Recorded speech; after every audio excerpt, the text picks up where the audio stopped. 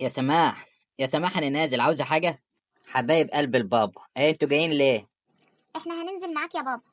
لا، هتنزلوا معايا فين؟ انا رايح الشغل، وبعد الشغل هعدي على تيتا. هتيجوا بقى معايا فين الشغل؟ اه يا بابا هنيجي معاك. احنا بنحبك وعايزين نيجي معاك. وانا كمان يا حبيبتي بحبكوا قوي. بس لما اجي من الشغل اوعدكم هاخدكم ونخرج، يا نقعد في البيت هنا نلعب لحد الصبح. اتفقنا يا بابا، بس اوعى تتأخر علينا. لا يا حبيبتي، هو انا اقدر اتاخر عليكم برضه؟ يا سماح، يا سماح، انت فين؟ عاوز انزل. ايه يا صلاح يا حبيبي، مستعجل على النزول ليه كده؟ ما لسه بدري. ازاي يعني يا سماح؟ ما انت عارفه الصبح تبقى الطرق زحمه قوي، يا دوب بلحق. ماشي يا حبيبي، ربنا يقويك. عامة انا حضرت لك شنطة الفطار وحطيتها لك جنب باب الشقة علشان ما تنساهاش. تسلم ايدك يا حبيبتي، ربنا ما يحرمنا ابدا منك يا سماح. ولا منك يا حبيبي. بص يا حبيبتي، انا باذن الله اخلص شغل النهارده واروح ابص على ماما، اقعد معاها شويه كده واجي. والله يا صلاح رايح هناك؟ طيب يبقى سلمنا عليه. مالك يا سماح؟ حسيت انك اتضايقت كده. لا والله عادي، ما اتضايقتش ولا حاجة. يلا يا مريم، خد اختك وخش جوه. حاضر يا ماما. ايه يا سماح، مالك في ايه؟ ما انت كل ما بتروح لها يا صلاح بتقعد تأنبك على خلفة البنات، وبتقعد تقولك سماح في بطنها ايه، وانا لسه الدكتورة ما قالتليش. لا يا حبيبتي، ولا يهمك اي حاجه من الكلام ده. البنات دول نور عيني، دول حته مني يا سماح، دول هم اللي منورين حياتي. وخلي بالك، حتى لو انت المره دي كمان حامل في بنت، انت فاكره ان انا هزعل؟ قسما بالله ما هزعل، لان البنات دول رزقهم واسع ونعمه من عند ربنا. ولعلمك البنات أحن كتير قوي من الصبيان اللي هي نفسها فيهم. وبعدين أنا محدش يقدر يأثر عليا في حاجة يا سماح، لأن ما عنديش أغلى من بناتي في الدنيا. ربنا يخليك ليا يا صلاح. ويخليك ليا يا حبيبتي. يلا مع السلامة بقى عشان ألحق الشغل. الله يسلمك. ربنا يهديهم. ايوه يا بنتي، زي ما بكلمك كده بالظبط. وعمال يجيب لها في حبة دهب وشوية حاجات. بس حق ربنا يا علا، مرات اخوك دي حلوة قوي وجميلة جدا. هو انت هتقولي لي دي بتنور في الضلمة؟ رخر بيحبها حب، بقولك، وجايب لها كل حاجة. بس خايبة جاتها نيلة ماهيش عارفة تجيب له الواد. معاها بنتين، وانا بقى بلعب على النقطة دي. بتلعب عليها ازاي يا علا يعني؟ بيني وبينك عمالة اسلط ماما، وعمالة تزن عليه علشان يتجوز واحدة غيرها ويجيب الواد. والله وهو وافق؟ لا، ما هي لسه ماما عمالة تقوله كل مرة وكده. بس النهاردة هو جاي لنا وناوي يتكلموا جامد بقى على الموضوع ده. طب وانت هتستفيد ايه يا علا يعني؟ ما هو حر يخلف صبيان ولا يخلف بنات. بقولك بتضايق، بشوفها بتعصبني. بقولك اكنها بتنور في الضلمة. انا ما شفتش كده بصراحة، وحبه لها زايد عن اللزوم ده مضايقني.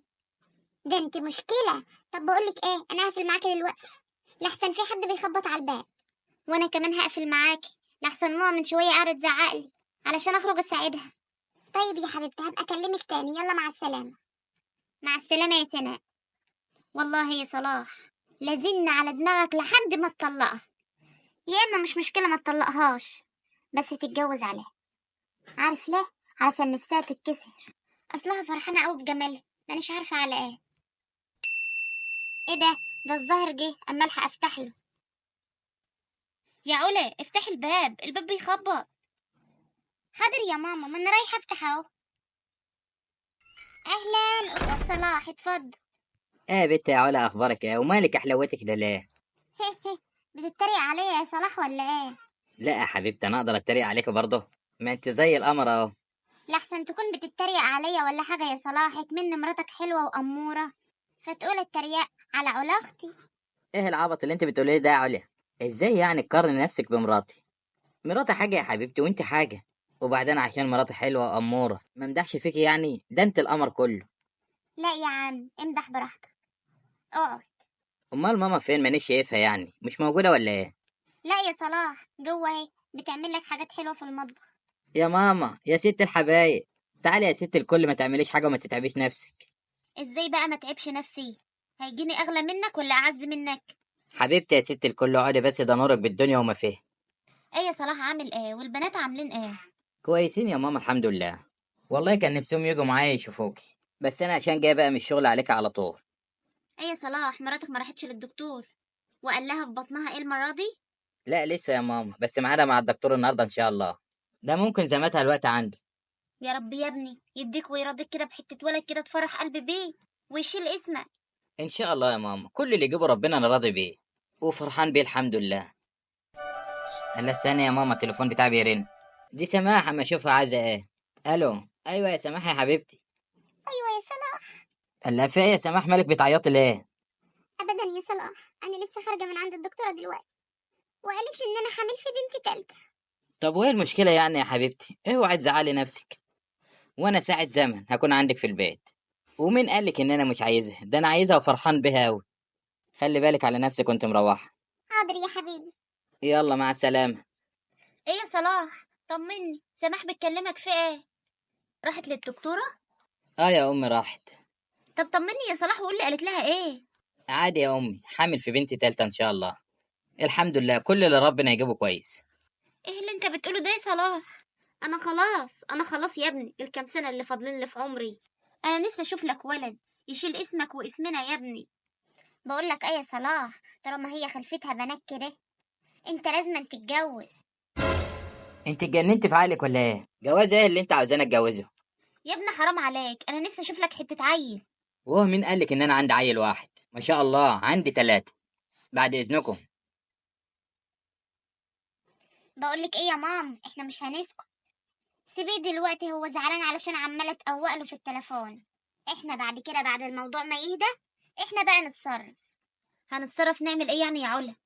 بقولك ايه يا مام، اصل هو فرحان بجمالها وبياضها. انا ليا واحده صاحبتي جميله واحلى منها كمان، احنا نجيبها له ونخليه يجوزها. طب وبعدين يا بنتي ما هو مش راضي. بكره كلميه وخليه يجي، وانا وانتي نقعد نزن عليه لحد ما يقتنع ويوافق. انت شايفه كده؟ ايوه يا ماما شايفه كده. انا كل ده عشانك انت اللي صعبانه عليا. ربنا يديله ويرضيه يا رب. ايه يا سماحه يا حبيبتي، في ايه؟ هتفضلي زعلانه كده لحد امتى؟ انا زعلانه عشانك انت يا صلاح، كان نفسي افرحك او والله المره دي وما خليش اي حد يتكلم معاك. يا حبيبتي ولا يهمك اي حاجه خالص. اهم حاجه انت تقومي لي بالف سلام. انا اللي زعلان منه حاجه تانية خالص يا سماح. ايه يا صلاح يا حبيبي، زعلان من ايه؟ انا زعلان ان انت شكلك ما بتاكليش، ده مش باين عليك خالص ان انت حامل. لا والله يا صلاح باكل. يعني الدكتوره طمنتك على صحه البيبي؟ الحمد لله كويس. ربنا يطمنا عليك يا حبيبتي ويخليك ليا. ويخليك ليا يا صلاح. ايه ده ماما اللي بتتصل. طب استنى يا سماح ما تتكلميش. الو، ايوه يا ماما. ايه يا صلاح عامل ايه؟ انا كويس الحمد لله يا ماما. ايه في حاجه؟ ايوه يا صلاح، عايزاك تجيلي النهارده ضروري. ليه يا ماما خير؟ ما انا كنت عندك امبارح. وبعدين انا مانيش فاضي، انا ورايا شغل كتير، خليها يوم تاني. بقول لك يا صلاح، عايزاك ساعة زمن وهتمشي. يعني ما تتاجلش يوم تاني كده؟ لا يا صلاح ما تتأجلش، لو سمحت تعالالي. حاضر يا ماما، انا جاي مع السلامه. في ايه يا صلاح؟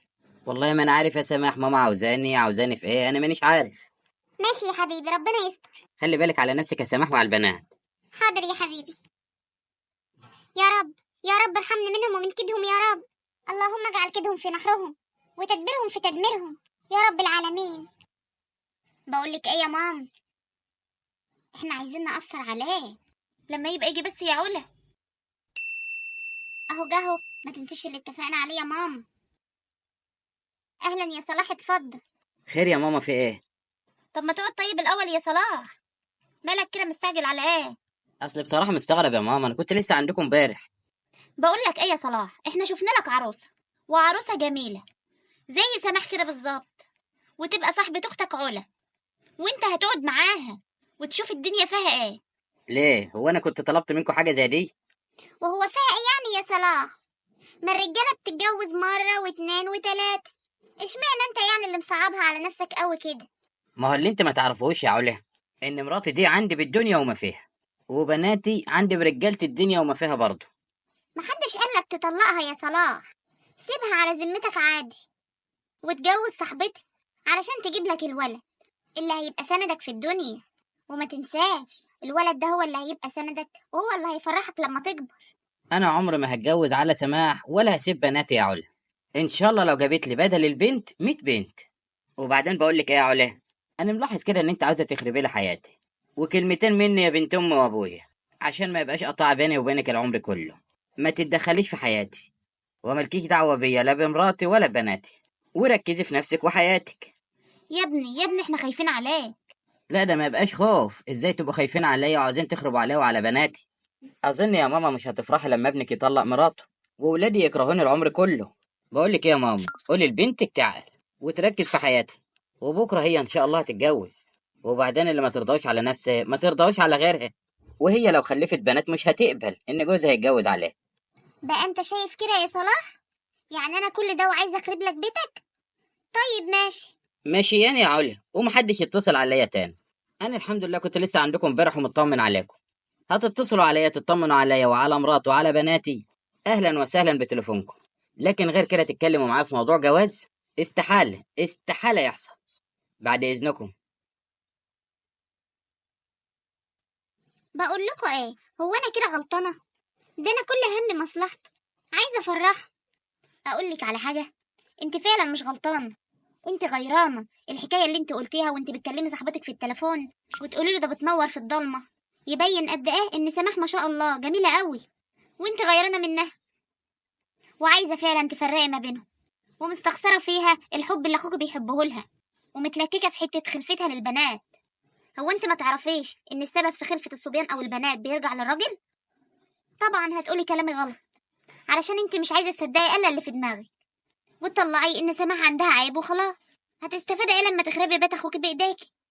طب ولو هو ما بيحبهاش وسمع كلامك، وانت كنت السبب ان البنات الصغيرين دول يبعدوا عن باباهم ومامتهم وما يتربوش في بيت واحد، ساعتها هتبقي حاسه بايه قدام ربنا وانت بتقولي لاخوك اتجوز وخلي سماح على ذمتها؟ الله، ازاي تبقى على ذمته وانت تضمني منين ان سماح تقبل بحاجه زي كده؟ انت اصلا مالك ومالهم؟ سيبيهم في حالهم، سيبيهم يعيشوا حياتهم، ربنا يهدي سرهم. هما الاتنين كويسين مع بعض ومتفاهمين مع بعض، تدخلي انت نفسك ليه؟ احنا بس بصراحة يا علا عايزيك تسلكي من جواكي شوية، علشان تبقى على الابيض كده، وتبطلي شغل عمته الحرباية اللي انت ما شاء الله عاملاه على اكمل وجه. وان انا اللي مستغرباه ان انت اللي بعد تاخدي رأينا. هتسمعي بقى رأي المتابعين هيقولوا لك ايه، وبصراحة المتابعين عندي ما بيتوصوش، بس انا حاسه ان انت هتسمعي كلام مش على هواكي ولا هيعجب. بس مش مشكله، احنا هنسمعهولك وخلاص. وفي الاخر لو عجبكم الفيديو ما تنسوش الاشتراك في القناه واللايك الجميل وتعليقاتكم الحلوه جدا اللي بتفرحني. وشكرا يا احلى متابعين في الدنيا.